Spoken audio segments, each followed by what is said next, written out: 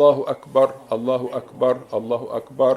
Louange à Dieu, maître des univers, nous témoignons qu'il n'y a de Dieu que Dieu et que Mohammed sallallahu alayhi wa sallam est le messager de Dieu. Mes chers frères et sœurs en islam, je vous recommande ainsi qu'à moi-même la piété, le fait de craindre Dieu. Allah est avec ceux qui le craignent. Allahu Akbar, Allahu Akbar, Allahu Akbar. Le mois de Ramadan est une école prestigieuse dans laquelle de nombreuses matières sont enseignées et où l'on aborde tous les domaines de la vie. La dimension économique en premier lieu. Tu as pu remarquer qu'autant tu as diminué ta consommation de nourriture et de boissons, autant Dieu a déversé sur toi ses bénédictions pendant ces jours qui sont passés très vite. Jours pendant lesquels tu as multiplié les aumônes et tu as donné la zakat el-fitr, aumône de la rupture du jeûne, de telle sorte que Dieu, exalté soit-il, a béni ta subsistance. Il en va, comme l'a dit le prophète sallallahu alayhi wa sallam, jamais une aumône n'a diminué un bien, hadith rapporté par Muslim. C'est un grand principe dans les investissements bénéfiques et la fructification des biens qu'ignorent les matérialistes. Allahu Akbar, Allahu Akbar, Allahu Akbar. La dimension sanitaire en second lieu. Jeûner le jour et prier la nuit constituent des actions qui permettent de revivifier les corps, de les purifier de leurs excédents nocifs pour la santé. Le messager de Dieu, sallallahu alayhi wa sallam, a dit « Jeûnez, vous serez en bonne santé ». Même si l'authenticité de ce hadith est discutée entre les savants, son sens est vrai. Il existe par ailleurs un nombre impressionnant d'études médicales qui révèlent les vertus du jeûne. Allahu Akbar, Allahu Akbar, Allahu Akbar. La dimension politique en troisième lieu. Pendant ce mois, tu as vu comme les membres de notre communauté étaient unis, se tenant sur un même rang pendant la prière, debout, alignés, et les cœurs tournés vers Dieu, exalté soit-il. Puis unis fraternellement dans l'amour de Dieu, un ordre complet dont le principe est l'entraide entre les adorateurs, entre le riche et le pauvre, le fort et le faible. À ce niveau, le message du jeûne est aussi clair que la lumière du soleil. Nous sommes une communauté qui ne peut être unie que dans la foi, et sans la foi, jamais nous ne serons unis. Allahu Akbar, Allahu Akbar, Allahu Akbar. La dimension cultuelle en quatrième lieu. Le Ramadan est un mois qui est entièrement consacré au culte. Tu verras l'adorateur pendant cette période soit jeûnant, soit debout en prière, soit évoquant le nom de Dieu par la pratique du dhikr, soit récitant le livre de Dieu, glorifié soit-il, étudiant, méditant ou invoquant son Seigneur.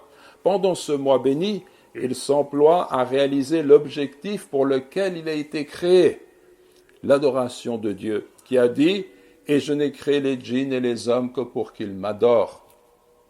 Allahu Akbar, Allahu Akbar, Allahu Akbar. La dimension morale en cinquième lieu.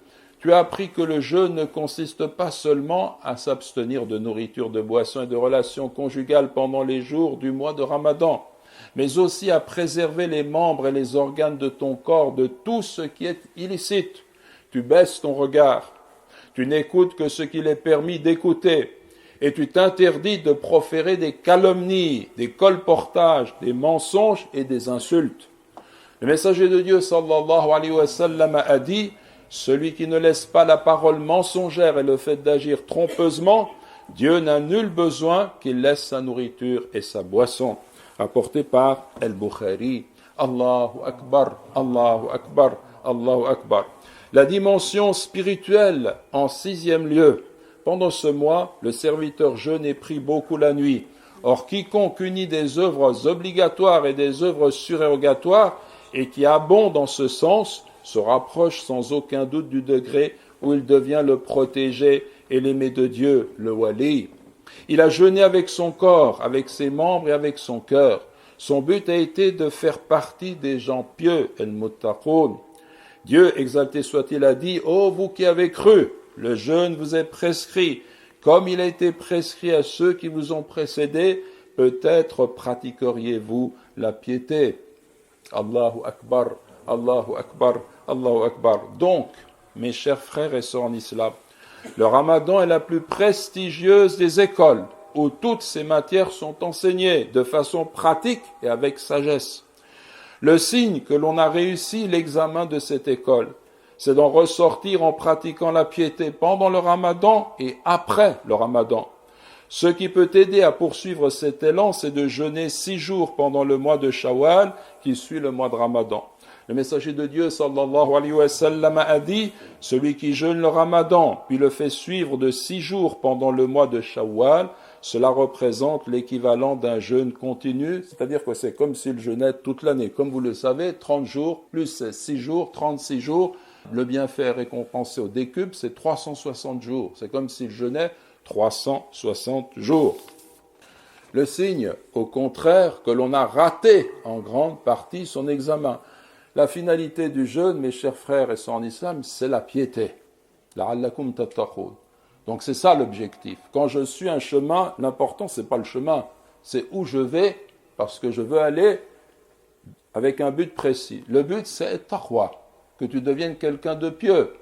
C'est qui la personne qui est pieux? C'est quelqu'un qui fait ce que Dieu lui ordonne, qui s'écarte de ce que Dieu lui interdit de faire, qui suit le chemin droit, qui se sait observer par Allah et qui vit avec Allah. Le cœur est vivant par le sentiment de cette présence d'un Dieu qui le guide, qui le nourrit, qui le soutient, qui le protège et vers lequel il va. L'important, c'est la destination, c'est pas le chemin. Jeûner, c'est un chemin.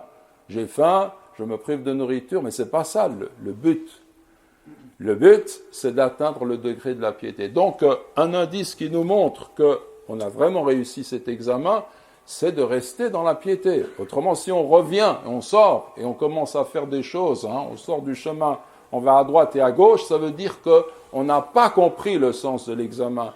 On a raté en partie, je ne dis pas entièrement, mais en partie l'examen.